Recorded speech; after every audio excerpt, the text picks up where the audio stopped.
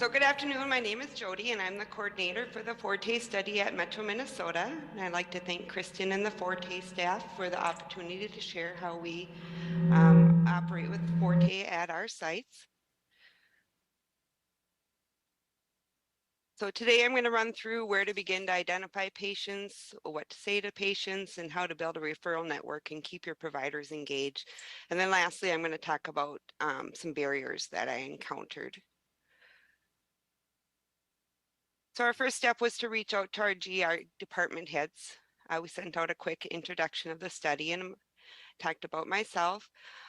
We kept the introduction brief. The shorter the email, the better the chances they're not going to skip over it in their emails. And this email, we also asked to set up a meeting to discuss the study in further detail. We also let them know that the study is not going to take up their time and that study staff will take care of everything. So once you get the GI head on board, we ask that they send out an email to the rest of their department. That email will ask each provider permission to contact their patients. I keep a spreadsheet of those providers that were emailed in order to keep track of who consented to us to contact their patients. Our next step was to reach out to the pathology department and obtain a list of patients that meet the study criteria. From this list, I do a detailed screening. If the patient meets the eligibility, we send a letter out to them. One thing to think about here is how are you going to obtain your consent? Are you going to mail out the paper version or are you able to use an electronic consent? We use RedCap and I think that works really well. And also, how are you going to keep track of these patients? We use a system called Credit to keep track of it.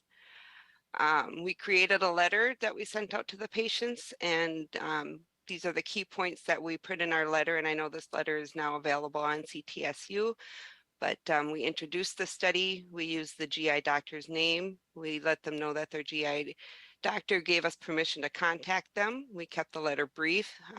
People just tend to glance at their mail if they don't really know what it is. Give the key points, make sure that your contact information is clear on there so they're not searching for it, and also to use a direct line to your coordinator. Patients don't want to be on hold if they're calling and they're not really sure what they're calling about. So after I send out the letter, I wait about a week or two to contact them by phone. With all the spam calls nowadays, people may not answer, but it helps if you are calling. If you have caller ID and it comes from the clinic, there's a good chance that they'll answer the phone.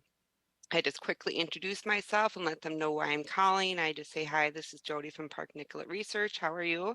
Just calling to follow up on a letter we sent out about a clinical trial for colonoscopies. Then I give them a quick elevator speech. I let them know what this study is, why it's being done, what's required of them. And I also let them know that there's really not a lot they need to do to participate in the study, so it's not going to take up a lot of their time.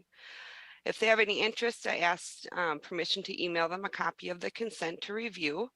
And then I ask them either to email me back or call me back and let me know what they think. After each contact with the patient, I document the results of the contact.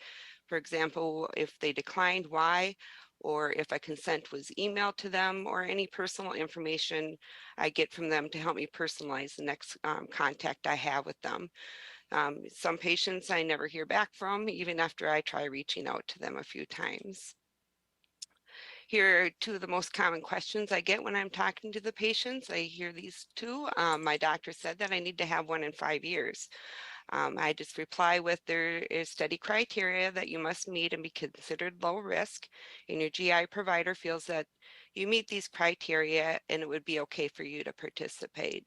And the other top one I get is, what if I get put in the 10-year group and end up with colon cancer because I did not have my 5-year? I let them know that the study colonoscopy schedule is for surveillance purposes only. If you develop any symptoms or concerns, your doctor can absolutely order you a colonoscopy. And then building the referral and network. It's important to build that referral network and to keep your providers involved.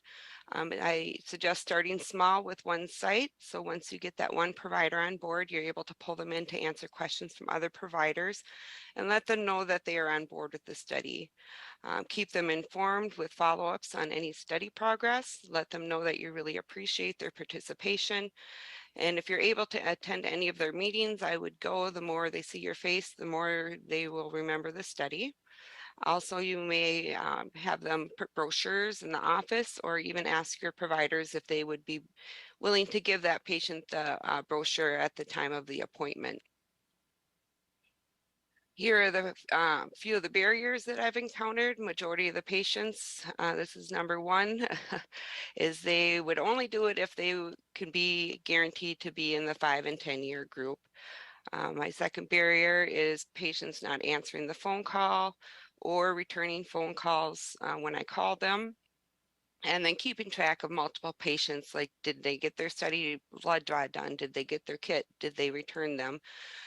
So once you start getting a lot of patients on study, it's helpful to find a way to keep track of what each patient has completed. So what I did is I made an Excel sheet to keep track of my patients. Did they fill out their questionnaires? When is their next blood draw? Was a kit sent to them? Did they send me their contact information?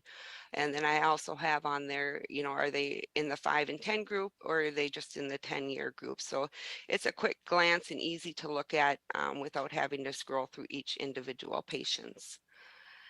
And that is all I have.